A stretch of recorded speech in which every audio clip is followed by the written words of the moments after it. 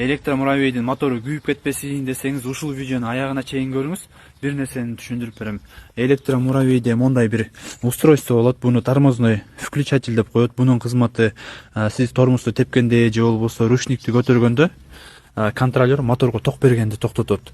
Эгерде бул иштебей турган болсо, сиз тормозду тебе турган болсоңуз же болбосо ручникти көтөрүп туруп газды бассаңыз, контролер моторго ток бере берет. Сиз деген тормозду басып турасыз да, колодкалар болсо барабандарга жабыштырат.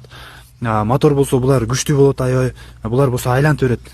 Биринчиден моторго нагрузка келет, экинчиден колодкалар барабанга жабышып турган болот. Эгерде ушундай эле көбүрөөк айдай турган болсоңуз, колодкалар барабанга жабышып калат дагы, ысып түтөп кетет. Андан кийин көбүрөөк айдай турган болсоңуз, моторуңуздар ысыйт, ысыгандан кийин булар эскирип баштайт.